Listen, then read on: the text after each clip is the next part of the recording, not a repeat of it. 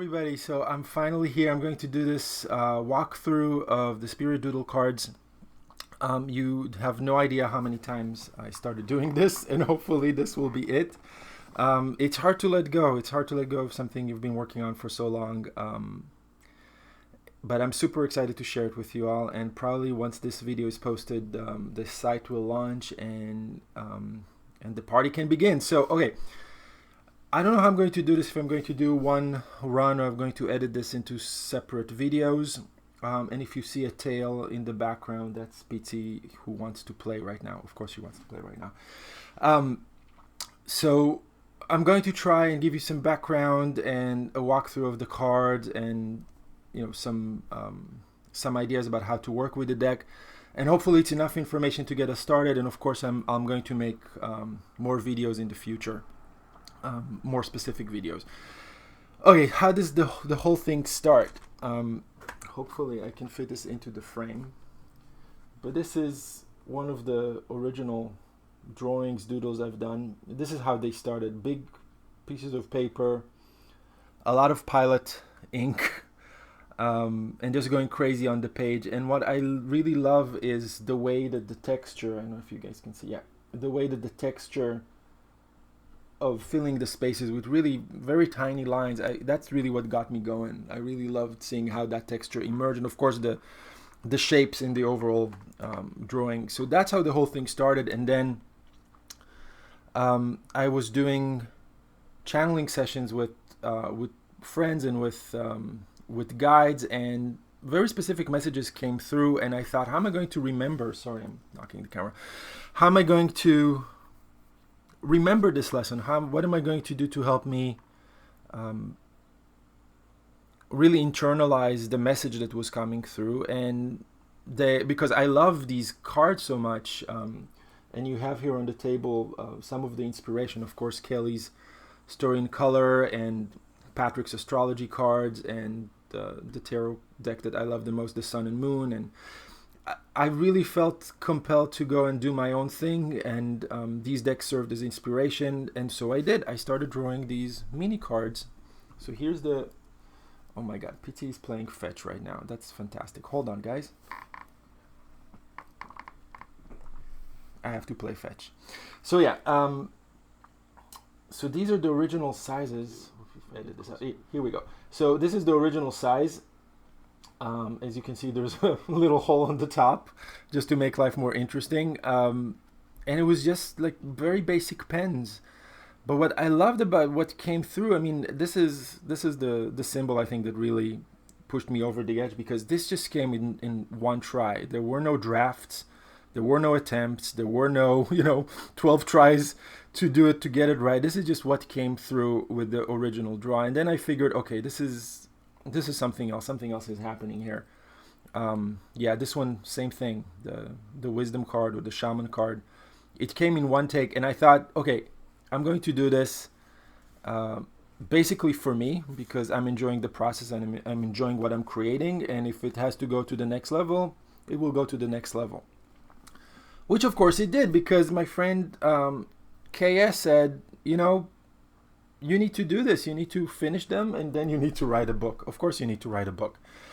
And originally I thought I was going to just do very short entries just to help people understand what the cards could mean, and they could take it from there. But little did I know, the universe had a different plan, and this massive thing happened. And really, drawing the cards was relatively the easier part. It happened pretty quickly over a few months. But writing the book is really what took a lot of time. So hold on, because I need to play fetch again. So what do I want to do first? I want to talk about the book first. And I apologize, because this is my copy. You will see there are a lot of corrections in pencil from the first printed edition to what you guys are going to get. Yeah, I should say that. What are you guys going to get? You guys are going to get, if you purchase this, you're going to get the deck with the 50 cards, and you're going to get a PDF download of this book that you can print on your own in your own printer, probably very cheaply at Staples. So you could do that, or you can go on Lulu and order a printed copy of the book for for a little less than $15. So you obviously have the option. Yeah, that's what you get. The book. So as you can see, obviously we'll talk about the dedication in a second, but there's an extensive table of contents, and each one of the cards has, you can see a number and a title, so they're easy to find. They're not alphabetical, sorry Kelly, but they do have a number, so hopefully that will be enough to help people follow through. And originally I thought I was going to do suits for these, because I do feel that there is somewhat of a division, but it's an organic division. I can't say that at card number 10 something profoundly changes, but if you look at card number 1 and 2, no and yes, and the last ones, which are probably the most complicated, the change positions and respect, you see an evolution of meaning. So probably about every 10 cards there is a change in energy. It goes from simple to more complex to more complex to most complex. And most of these are verbs, and that was really important for me because I didn't want to... I really try to stay away from the sugary stuff. I think this deck in general has a point of saying, shadow is a part of life. We need to learn to live with it, embrace it, make it a friend, not run away from it. So most of these are verbs, or things that you could do, things that you need to do in order to move from the situation you're in. And hopefully that will become clear as we go through the cards. Then there is a beautiful foreword. I apologize for the cards. A beautiful foreword by my friend Tom Benjamin. So you could read that. And then there's my preface explaining how the doodles came to be. And then the list of correspondences. So you can go through that. We'll probably do an example in a second. And then there are 3 spreads. There's nothing earth-shattering here. This one, the 8 gifts, came from one of my spiritual guides, which I love. So that was a surprise that came in. But the other ones are just things that I thought would work well with the deck. So you're welcome to use them. You're welcome to ignore them. Do as you please, right? And then you have the entries for each of the cards. So you can see there is, obviously a representation of the card itself. And this is going to come in handy because the book is really available right now. You can download it, you can print it, you can order it, and get it in the next few days. The decks are making their way from China, and will probably get here by early September, and then I hope to ship no later than October, early October. Now PT wants to get on the table. PT, I don't think that's a good idea. Okay, so yeah, so you can look at the book and study before the deck comes, and maybe that's a fun thing to do. So there's a quote, and then there is, this section is my thoughts on the card. Then there is a very short entry for if you're just doing a reading and you don't have the time to read this entire chapter, you just go to when this card comes up section. Then this little bit over here is the channeled information. And that was really fun because I didn't know I could do that, and now I know I can. So that's what my guides wanted to say about the card. And I guess a funny thing to say is that the original text was, how shall we say it, a lot more direct than what ended up in the book we edited. They curse a lot and they say some not nice things, but this stuff I thought was a way to present their position to the world in a more educated, sophisticated, and polite way. But yeah, I'm very happy with the stuff that came through. It's clearly not for me. They're way more compassionate, interesting, and smart than I am. So I invite you to read what they had to say.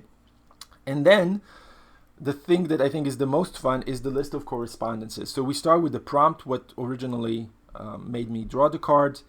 Then a list of keywords that I thought are appropriately associated with the card. Shadow, because there are really no reversals in the deck. You can read it with reversals if you wish, but there were no intended reversals. So I put the shadow in case the position in the spread is asking for shadow, or I very much believe in what Kelly says, that the shadow exists in the card. You don't need the reversal to see the shadow. So if you look at the card, you can see the spectrum from light to shadow that the card represents, and then interpret it accordingly. And I probably will do a sample reading in the future so you guys can see how I do that. And then this was very important to me, the emotion when you get the card and the emotion to develop.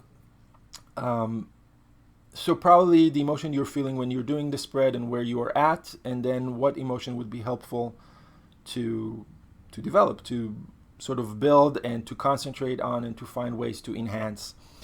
There's an affirmation, because you can't have an oracle deck without affirmations, right? A self-care activity, which was inspired by the wonderful Katie Flowers, who did self-care activities to the tarot, and I thought it would be really helpful to have them here. And then the pièce de résistance, the music section, which is probably going to be the most problematic for people, because I am a musician, but I'm not very, what's the word I want to use here? I'm not very familiar with contemporary music, popular music. I'm much more of a classical, jazz, bossa nova type of guy. So the entries that I put in the music are totally my own. And oh my God, somebody's going to mow the lawn. Okay, hopefully that's not getting into the video. Okay, let's keep going.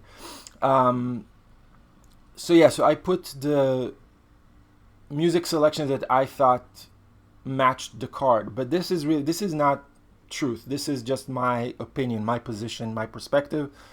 You are totally welcome to use my suggestions on my playlists.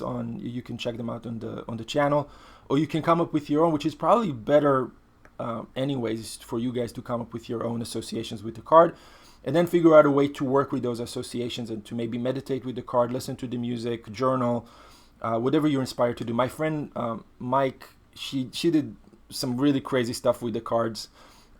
She had a copy of the book and she started meditating, and she just went tripping with them. So I know that they can trigger that in you if you wish to go that route. And then the last bit is sort of more immediate guides and correspondences. So trees, these are mainly OM influenced, but not only.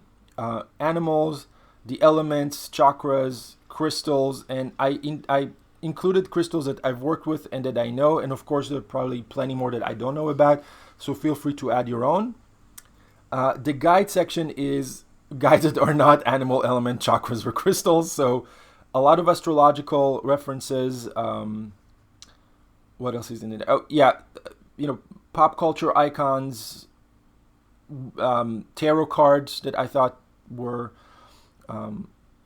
mirroring the message of the cards.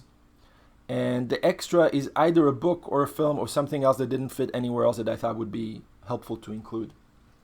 So that's what's for every chapter, and as you can see, there are about 3 to 4 pages for each one of the cards. And yes, you can see all of the mistakes that were in this. I mean, let me just tell you, editing anything is a freaking nightmare. It took forever, and I still keep finding small mistakes here and there, mainly spacing, but we did the best that we could, right? So that's the book. And then at the end, let's flip to the end, there is a little extra. Okay, yeah, this is important because we're going to talk about this. There are 3 blank cards, 51, 52, and 53 in the deck that you're welcomed to put your own messages on. And because the cards are laminated, it's a little bit difficult to draw on them, but I think with a good Sharpie and some conviction, you're going to do fine. Or even, draw it on a sticker and then put the sticker on the card. You guys are so creative. You're probably more creative than I am. I'm sure you're going to figure out a way to do it, but I think it's important. I borrowed this idea from the Fairy Oracle, where I'm going to blank on her name, Jessica. Oh boy.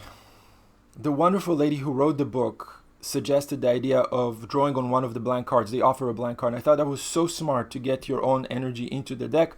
So this is your chance to enter your own energy into the Spirit Doodle deck and to write a word, or draw something, but just to get your energy into the deck. So when you get a message and you get your own card, you're deeply connected to what's coming up. This is obviously the wrong text for this, so just ignore that. It was corrected. And then the extra is the Golden Ball meditation. I probably will shoot a video going through this, but this came from my incredible astrologer friend, Linda Joyce. This is her brainchild, and she gave me permission to print it here, so I'm eternally grateful to her. and this is really was my first experience of getting messages from my guides, from the divine, whatever you want to call it. It works like a charm. It gives you a wonderful foundation, a wonderful foundation to start getting messages. So you read this, you do it on your own. A couple quotes that couldn't find anywhere else to be, so they're here, and that's it, and that's the book. It's really incredible to hold something that you worked for so long on. So I'm very proud of the book, and I want to thank my numerous editors for all their help in correcting my English and finding the mistakes and making this book as good as it is. So yeah, so thank you guys. The deck, my God, the deck. So I showed you these guys. We can move them away. The box is fairly small. It's cat size. So if I compare it to Patrick's beautiful box with astrology, you can see it's almost the same. There's a little bit of space, and I think it's a little bit bigger than Kelly's Story in the Normand. Yeah, just by a little bit. Yeah, you can see that, right? Yeah, and I did that intentionally. I really did not want these cards to go further from the original small size. I think that's important for me. So that's the box. It's matte linen. I really love the way the box feels, and it fits nicely in a bag, so you can carry it with you, which of course I do. So yeah, so that's the box, and then inside we have the 50 cards. Move that. And let's start with these. So these are what I mentioned before. There's, of course, a title card. You don't need to look at that. And 3 blank cards. I wrote gift on one of these. Just, I don't know, because that was the message. So I wrote that. But you can, of course, do whatever you want with these cards and make them your own. And now we're going to go and look at these babies.